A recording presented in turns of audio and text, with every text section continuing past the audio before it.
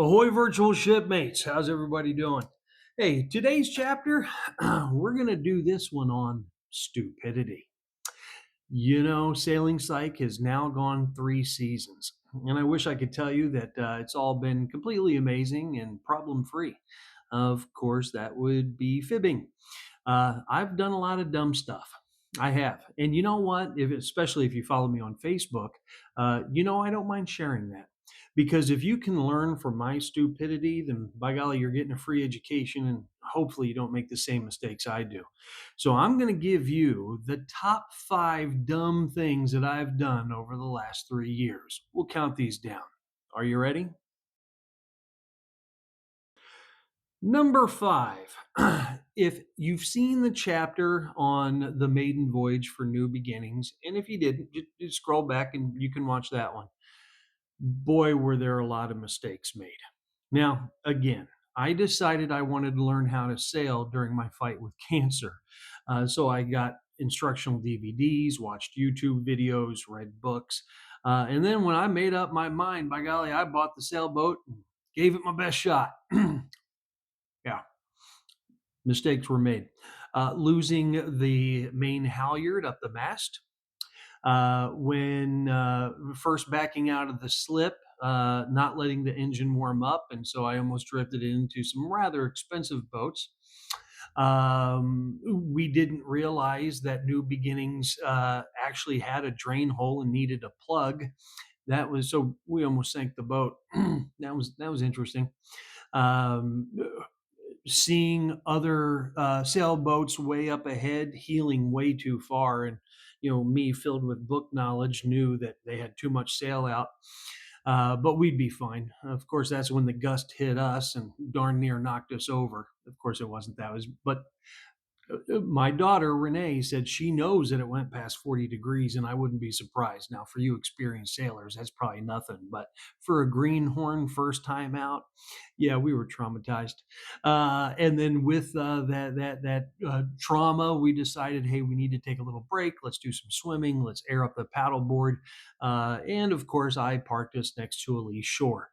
Now, fortunately, we got out of that without a problem, but still, it was a mistake. Yeah, like I said, plenty of mistakes made. So what was the stupidity there? Not taking lessons. For bare minimum, golly, I should have went out with somebody who's at least sailed before. Instead, I just went out and gave it my best shot, and mistakes were made. So guys, if you're going to take on sailing, at least go out with somebody. Better yet, go ahead and take some lessons, especially like the ASA certifications. Okay. At one time we had one of our passengers was trying to swim to shore, and she actually struggled, but we were able to get her out of that situation without a problem.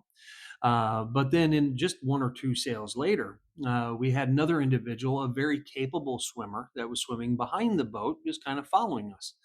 Well, just then, some wind had filled in, and boy, new endeavors took off. She was working real hard to try to keep up with us, and it just couldn't be done. I mean, seriously. Threw her a throwable. Okay, that way she had something to hold on to. But then I went ahead and got the stern line, which one end is attached to the boat, so I was going to attach the far end, or throw her the far end.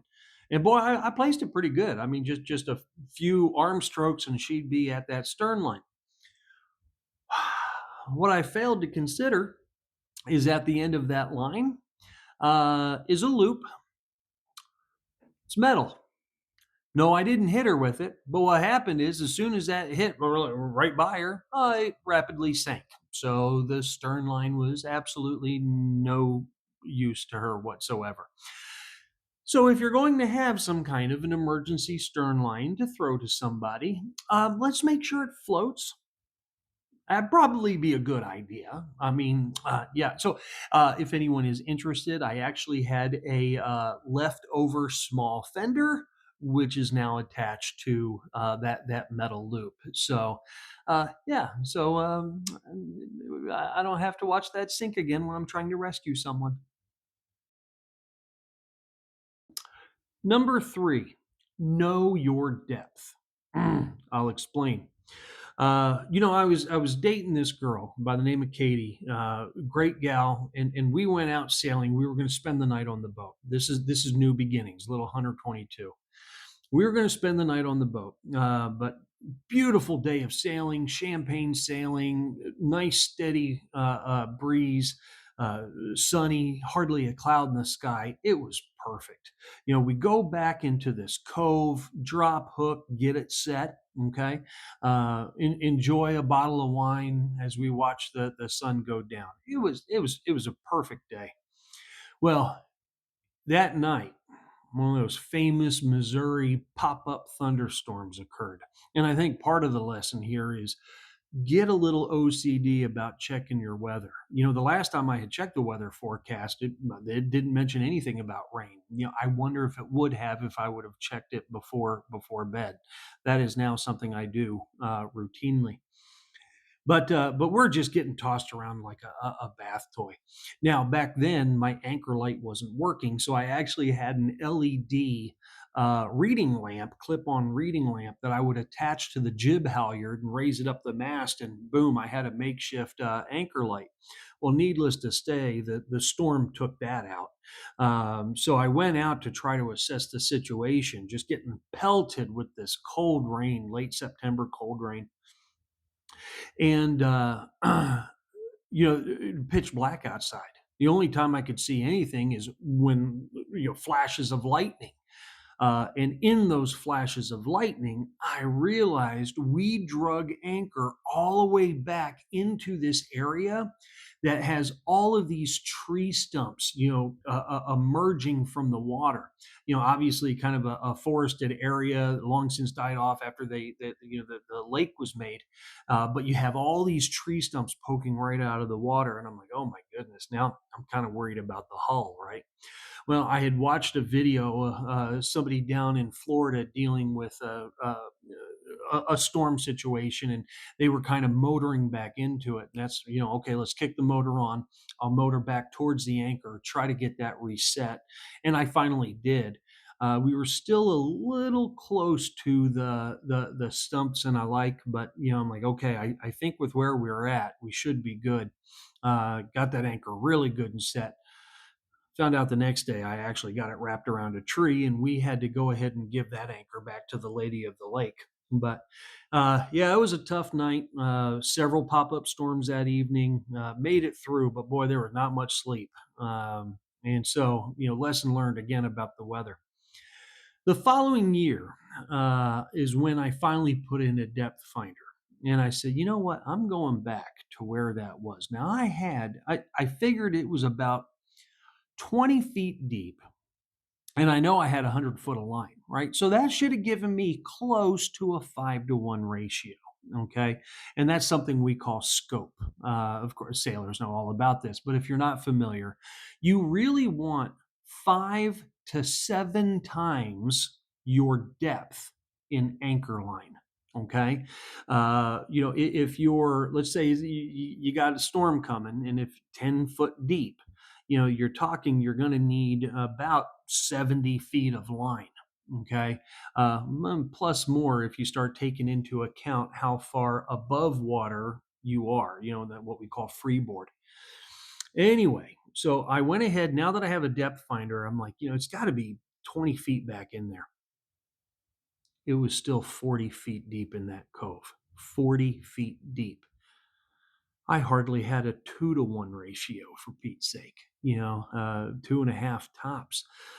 There was no way that anchor could have held us down. So know your depth when you're anchoring. If you can get a depth finder put on board, not a bad idea if you plan on spending the night on the hook.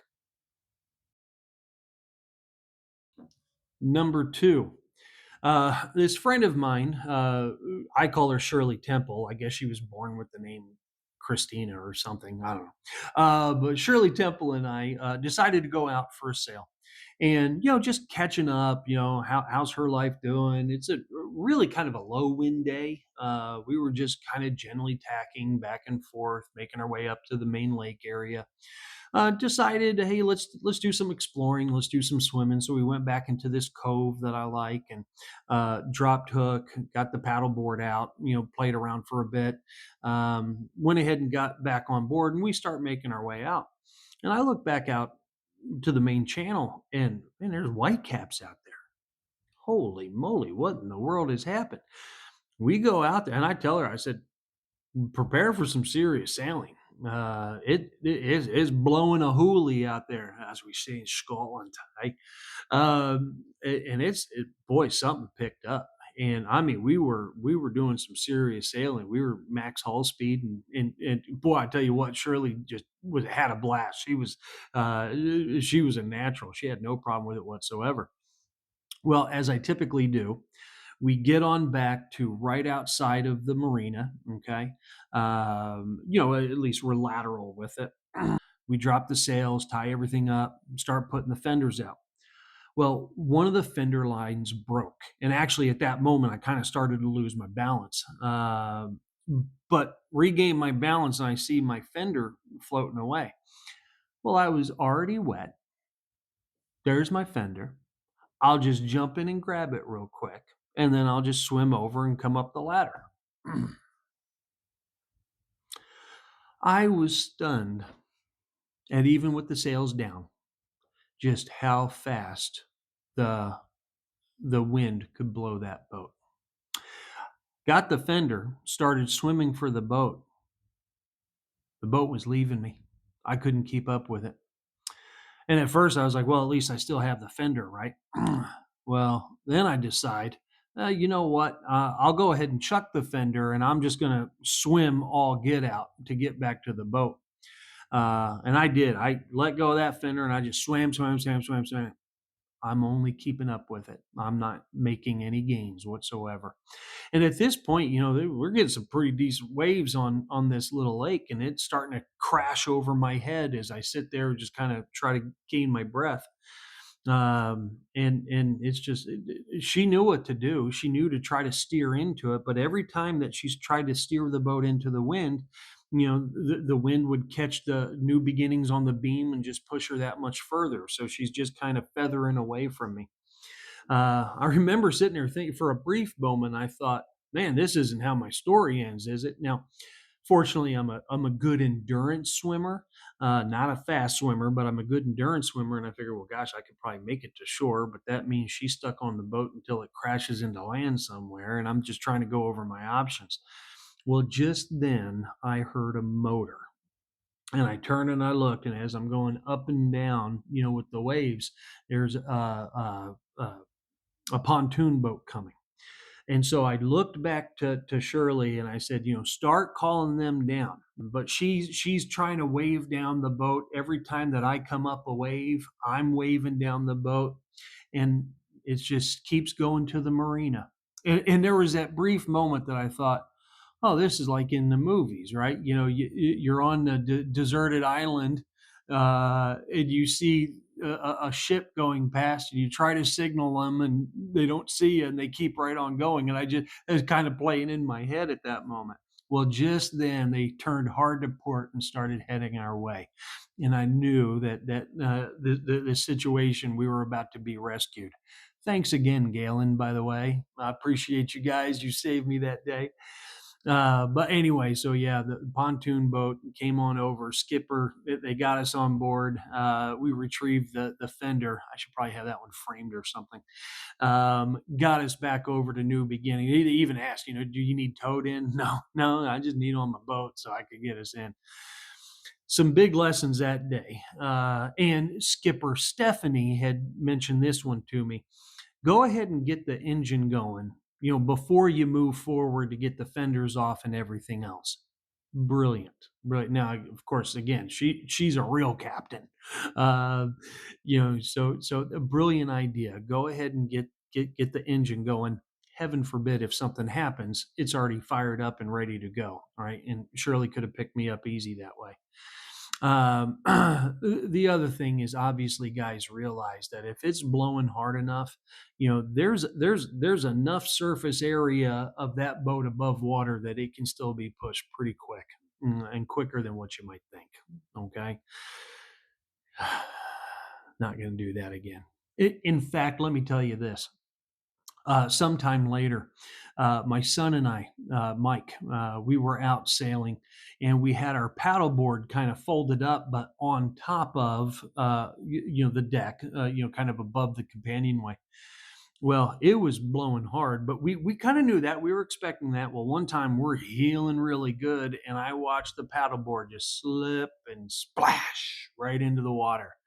I turn and I look at my son, and he's sitting there, getting his jeans off. He's ready, and I said, "What are you doing?" He goes, "I'm going in after it."